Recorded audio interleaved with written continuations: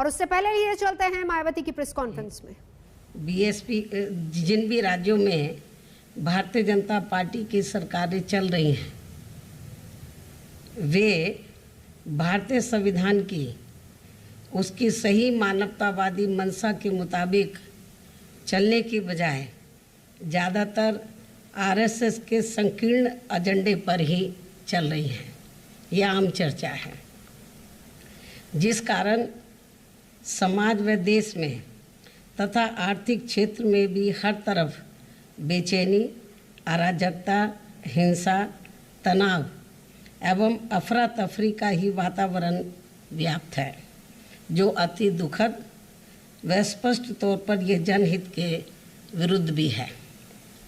ऐसे में आरएसएस प्रमुख श्री मोहन भागवत द्वारा कल गाजियाबाद में आयोजित एक कार्यक्रम में भारत में सभी धर्मों के लोगों का डीएनए एक होने व भीड़, हिंसा, हिंदुत्व के खिलाफ आदि होने की जो बात कही गई है, वह किसी के भी गले के नीचे से आसानी से नहीं उतरने वाली है, क्योंकि आरएसएस व बीजेपी एंड कंपनी के लोगों की तथा इनकी सरकारों की भी कथनी व करनी में अंतर सभी देख रहे हैं।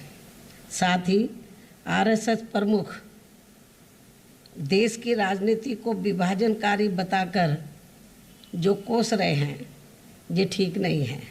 जबकि सच्चाई तो ये है कि खासकर जिस बीजेपी व उनकी सरकारों को वे लोग जनहित व देश हित की खास परवाह किए बिना आंख बंद करके समर्थन देते चले आ रहे हैं, उसी का परिणाम है कि यहाँ जातिवाद, राजनीतिक द्वेष, सांप्रदायिक हिंसा आदि का जहर सामान्य जनजीवन को त्रस्त किए हुए हैं।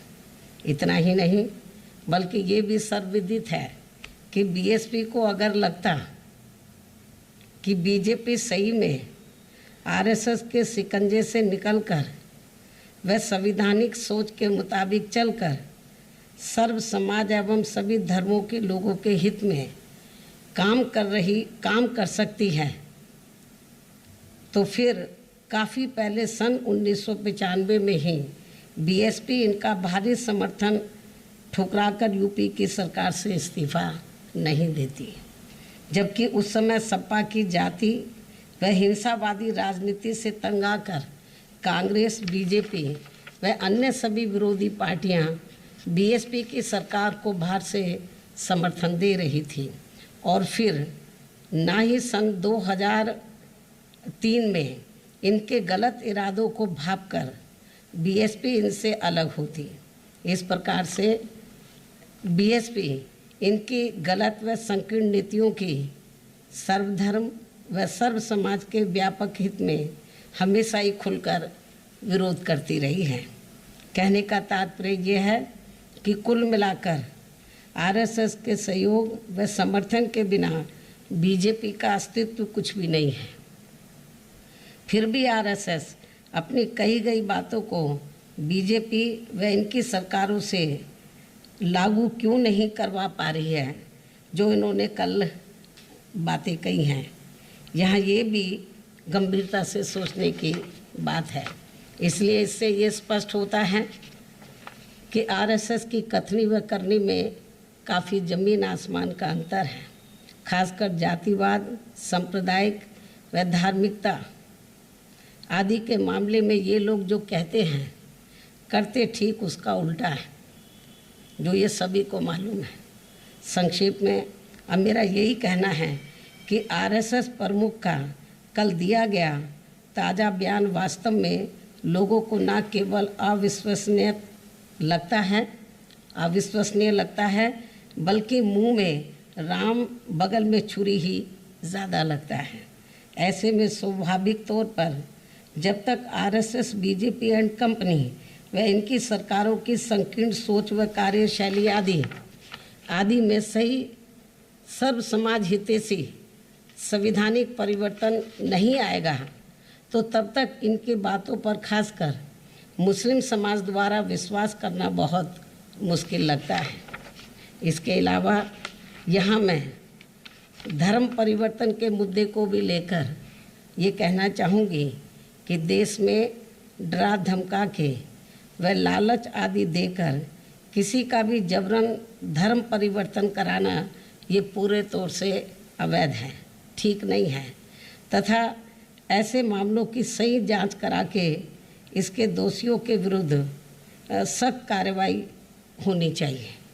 इसके अलावा यदि इसके पीछे कोई भी देश विरोधी साजिश है तो फिर ऐसे लोगों के विरुद्ध तो काफ़ी सख्त कानूनी शिकंजा कसना चाहिए, लेकिन एक सोची समझी रणनीति व साजिश के तहत इसकी आड़ में इसे जबरन हिंदू मुस्लिम मुद्दा बनाना तथा पूरे मुस्लिम समाज को शक की नज़रों से देखना ये कतई भी उचित नहीं है और बीएसपी फिर इसका डटकर विरोध भी करेगी, क्योंकि इससे दोनों धर्मों के लोगों में आपसी नफरत पैदा होगा जो ये देश हित में ठीक नहीं है। इसके साथ ही ये कहना कि धर्म परिवर्तन की आड़ में देश को नुकसान पहुंचाने की यहाँ काफ़ी समय से साजिश चल रही है कि ये भी बात कही जा रही है, तो यहाँ इसको लेकर एक ये भी सवाल पैदा होता है कि इतने लंबे समय से अपने देश की खुफिया जांच एजेंसियां अभी तक क्या कर रही थी और अब इसको लेकर जो भी कार्रवाई चल रही है ये तो बहुत पहले ही हो जानी चाहिए थी, जो नहीं की गई। तो इससे इसके पीछे हमें इनका राजनीतिक स्वार्थ कुछ ज़्यादा नज़र आ रहा है और ऐसा लगता है कि इसे अब ये देश के कुछ राज्यों में होने वाले आगामी विधानसभा चुनाव में अपनी कमजोरियों पर पर्दा डालने के लिए राजनीतिक रंग देना चाहते हैं और इनका यदि ऐसा कोई षड्यंत्र है तो फिर ये अपने देश के लिए अति दुर्भाग्यपूर्ण व अति निंदनीय भी है और इस मामले में देश की जनता जरूर सावधान रहे। इसके अलावा यहाँ मैं ये भी कहना चाहूँगी, ख़ास तौर से यूपी गवर्नमेंट के संबंध में ये भी कहना चाहूँगी कि यूपी की वर्तमान भाजपा सरकार द्वारा अधिकांश जातिगत धार्मिक व राजनीतिक द्वेष की भावना से अभी तक जिन मामलों में भी जिनकी संपत्ति जब्त व ध्वस्त की गई है उनमें ज़्यादातर मुस्लिम लोग प्रभावित हुए हैं, ऐसा मुस्लिम समाज व आम लोगों का भी मानना है। लेकिन इससे इनमें असुरक्षा की भावना पैदा हो रही है, ख़ास तौर से मुस्लिम समाज में, जो ये ठीक नहीं है। इस संबंध में बीएसपी का ये भी कहना है कि यदि इसमें ऐसी कुछ भी सच्चाई है तो ये उचित नहीं हो रहा है, जो ये सरकार की कार्यशैली पर अनेकों सवाल खड़े करता है तथा बीएसपी इसकी कड़े शब्दों में निंदा भी करती है। इन्हीं ज़रूरी बातों के साथ ही अब मैं अपनी बात यहीं समाप्त करती हूँ। धन्यवाद।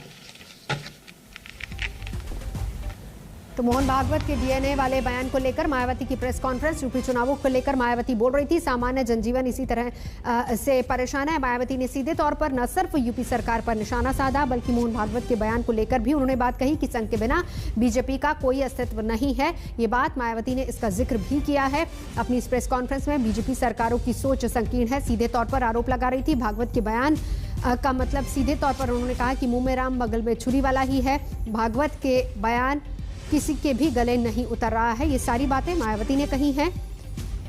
बीजेपी सरकारों की सोच संकीर्ण है, इसका जिक्र मायावती ने किया है अपनी इस प्रेस कॉन्फ्रेंस में। किसी का जबरन धर्मांतरण करना गलत है, जिस तरीके से धर्म परिवर्तन हो रहा है उसको लेकर भी मायावती ने ये बातें कही हैं।